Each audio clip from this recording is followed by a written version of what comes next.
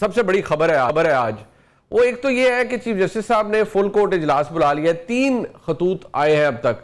آج وہ جسٹس صلاح الدین پنہور صاحب کا ہے, اطہر من اللہ صاحب کا, پھر ظاہری بات ہے اس سے پہلے منصور علی شاہ صاحب کا. ظاہری بات ہے جب وہ لکھتے ہیں تو ہم ود دی انڈرسٹینڈنگ کہ منیب اختر صاحب ان سے کنکر کر ہی رہے ہوتے ہیں, ایگری کر رہے ہوتے ہیں اس معاملے کے اوپر. سو کوئی چیز ایکسپیکٹڈ ہے یا وہ گفتن نشستن برخاستن والا کام ہوگا یہ اجلاس؟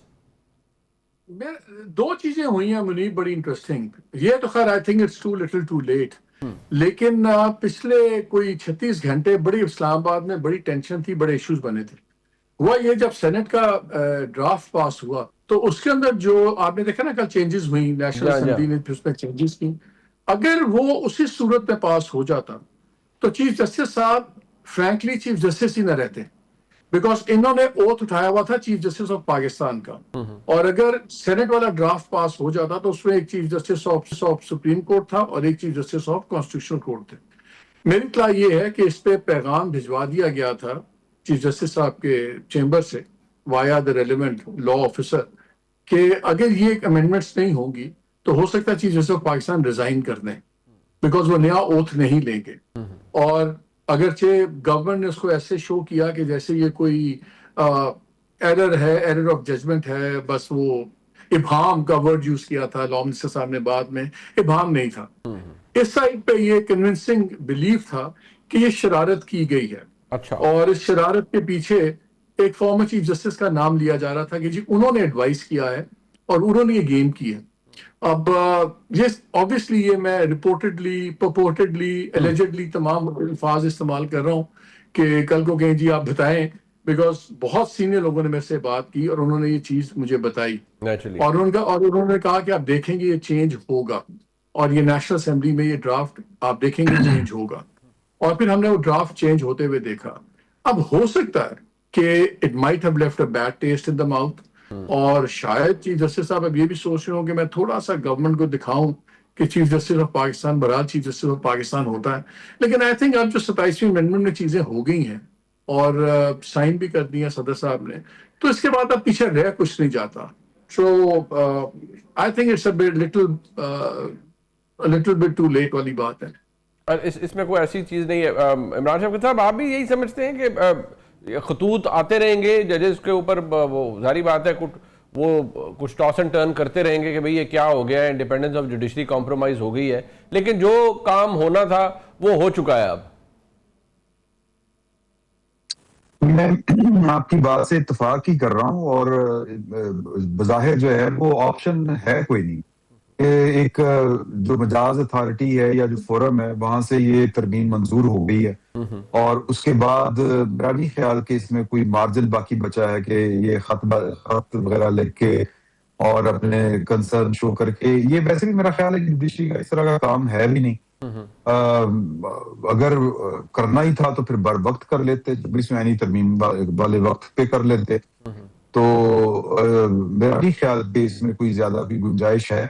کچھ لوگوں کے ہیں پرابلمز ہیں, اور یہ بھی سننے میں آ رہا ہے وہی الجڈلی رپورٹڈلی کہ جو نام ذرائع کے حوالے سے سامنے آئے تھے 7 جو جج جائیں گے آئینی عدالت میں, ان میں جسٹس روزی خان صاحب کو اور جسٹس کے اعلیٰ صاحب کو جو انڈکٹ کیا جا رہا ہے, تو کچھ لوگ جو ہیں وہ سپریم کورٹ سے کوئی ایک آدھ جو جج صاحب ہیں وہ بھی ریٹائر ہو رہے ہیں. تو وہ میرا خیال ہے کہ وہ بھی ایک کنسرن ہے, اور کہ وہاں پر انہی میں سے باہر سے نہ لاتے, انہی میں سے کچھ ایڈجسٹ کر لیے جاتے, کچھ اس طرح کی چیزیں ہیں. باقی جو منصور علی شاہ صاحب کے مسائل ہیں, جو منیب اختر صاحب کے مسائل ہیں, یا جناب عائشہ ملک صاحبہ اور جناب اطہر من اللہ صاحب کے, وہ جی ہاں وہ تو بڑی دیر سے ہم دیکھ رہے ہیں. وہ پنجابی میں کہتے ہیں اسل بٹ پننا, تو وہ تو بڑی عرصے سے یہی سب کچھ کر رہے ہیں. بلکہ جب وہ والا مشہور زمانہ فیصلہ آیا تھا, جب سیٹیں دے دی گئی تھی پاکستان تحریک انصاف کو, تو وہ بھی اس کے بارے میں بھی یہی کہا جاتا ہے کہ وہ بھی ایک انجینئرڈ ہی فیصلہ تھا. یعنی وہ بھی کوئی اپنی ذات کو یا کسی کی ذات کو دیکھ کے یہ والی چیزیں کی گئی تھی.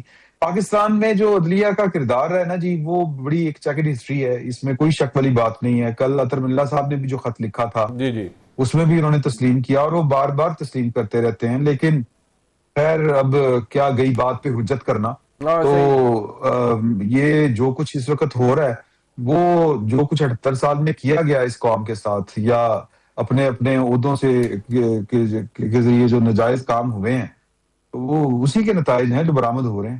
ارے مائک صاحب کل ہم نے دیکھا اور ایک ڈیولپمنٹ کہا جائے یا آبویسلی یہ کوئی بڑا ایک نارمل چیز نہیں ہے میاں نواز شریف صاحب کا پارلیمان کے اندر آنا, اور وہ ہم نے دیکھا کہ آبویسلی ہر کوئی اسے سیلیبریٹ کر رہا تھا, وزیر اعظم سمیت everybody was kind of اوور ویلمڈ.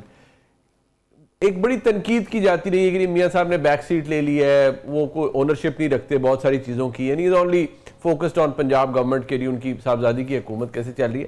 بٹ اس کی کوئی سگنیفیکنس تھی کیونکہ پی ایم ایل این یا اوور اتحاد کے پاس تو ایک کمفرٹیبل میجورٹی تھی, میاں صاحب آتے یا نہ آتے ترمیم تو پاس ہو ہی جانی تھی, بٹ ان کا یہاں ہونا does it signify any thing یا بس ٹھیک ایک نارمل کام تھا؟ ناٹ ریئلی, میرا بھی خیال دیکھیں جہاں تک میاں صاحب کا تعلق ہے میاں صاحب بٹر بہت ہیں. وہ سوچ تو رہے ہوں گے کہ میں ساتھ والی کرسی پہ مجھے ہونا چاہیے تھا, ان کو وعدے کر کے لایا بھی گیا, پھر آخری موقع پہ جو آپ کو پتا ہے جو ہاتھ ہوا ہو گیا, پھر صحت بھی ان کی اتنی اچھی نہیں ہے. لیکن میں پہلے ایک بات پہ کرنا چاہتا ہوں جو پہلے بات بھائی بھی کر رہے تھے جوڈیشری کی. دیکھیں یہ جو ہمارے ساتھ ہوا ہے جوڈیشری کے ساتھ, اس میں ججز برابر کے شریک ہیں, اس میں ان کا ہوبرس اپنی جگہ ہے, جو اقتدار میں لوگ بیٹھے ہوئے ان کی اپنی پیٹی پالیٹکس اپنی جگہ ہے. لیکن جسٹس افتخار چودھری نے جو اوور ریچ کیا اور اس کے بعد ججز نے جس طرح کھل کے, مختلف چیف جسٹس نے کھل کے پالیٹکس کی, جس طرح چیزیں کی, انہوں نے ایک جواز پیدا کر دیا. مجھے کھوسا صاحب کی ایک سٹیٹمنٹ یاد ہے جہاں انہوں نے لکھا تھا یا کہا تھا کہ جوڈیشری میں ہیو دا لاسٹ ورڈ لیکن parliament has the last laugh. وہ ہو گیا یہاں پہ. یہ جہاں ہم کھڑے میں اس میں اتنے ہی ذمہ داران ہمارے ججز ہیں. یہ انہوں نے ایک فیصلے کا بات کیا جو 163A کا فیصلہ آیا, جی جی, دنیا میں کوئی اس کو جسٹیفائی نہیں کر سکتا. وہ بھی کیا آپ نے, منیلا صاحب کی بات کی, لیٹر کی, اس سے زیادہ پولیٹیسائز لیٹر نہیں ہو سکتا. اس سے پہلے ایک لیٹر تھا اس میں منصور علی شاہ کا انہوں نے لیگل پوائنٹس اٹھائے تھے اور بڑے وائبل پوائنٹس تھے. منیلا صاحب کا لیٹر جو تھا اتنا زیادہ پولیٹیسائز تھا. اور جو ہم سارے ججز کو دیکھ لیں, آپ لاسٹ 5 چیف جسٹس دیکھ لیں, ان میں سے کس نے چیف ججی کی ہے پیورلی ہولڈنگ میرٹ اور لیگل میرٹ, نظر آتا تھا کون کس کے ساتھ کھڑا ہوا ہے. سو جو آج ہوا ہے عدالتوں کے ساتھ, اب نظام ایسا بن گیا ہے کہ کوئی انڈیپینڈنٹ مائنڈڈ جج اب نظام میں رہ ہی نہیں سکتا. اس کو اس نظام کے ساتھ چلنا ہے ورنہ وہ سروائیو نہیں کرے گا. اب حالات یہ ہو گئے ہیں کہ آپ کا میرا اگر مقدمہ ہوگا تو شاید منیب آپ کو مجھے میں سے کسی کو انصاف مل جائے 2 پرائیویٹ کے درمیان میں.